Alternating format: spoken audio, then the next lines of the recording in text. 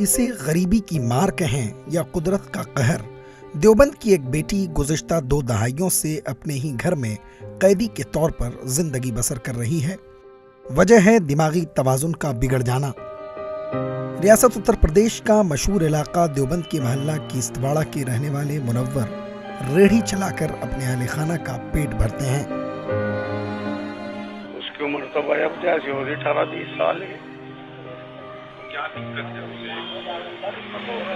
دماغ سے امینڈ ہے۔ پالن پوشن ایسے کر رہے بھائی، اس کے ماں باپ بھائی بہن بیچارے پریشان ہیں۔ جہاں جی مگے لیٹرنگ کر دے، جہاں جی مگے پیشاب کر دے۔ یہ فیملی انتہائی قسم پرسی کی حالت میں کسی طرح اپنی زندگی کی گاڑی کھینچ رہی ہے۔ ان کی ایک بچی تبسم ہے جو بچپن سے ہی ذہنی طور پر معذور ہے۔ حد تو یہ ہے کہ معذور تبسم کا آج تک معذوری کا سرٹیفکیٹ بھی نہیں بن پایا۔ اور جو ان کے پاپا ہے بیچارے بہت غریب ہے، وہ بھی بہت پریشان ہے اور بالکل دماغ سے کچھ نہیں کام کرتی ہیں، اور ہم بھی بہت پریشان ہیں ان کی وجہ سے کہ ان کے لیے کچھ ہو جائے۔ کتنے بچے ہیں آپ کے؟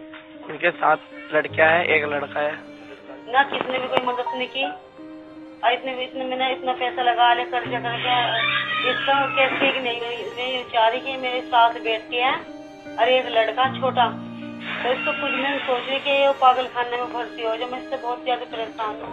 میرے بھیا راشن کارڈ کو 5-6 سال ہو گیا کہ فارم بھر کے دیا، اب تک کے راشن کارڈ نہیں بنا، اور وقت کے مارے ان گھر والوں کے پاس راشن کارڈ تک نہیں ہے، جس سے وہ بہت ساری پریشانیوں میں ایک ساتھ گھرے ہوئے ہیں۔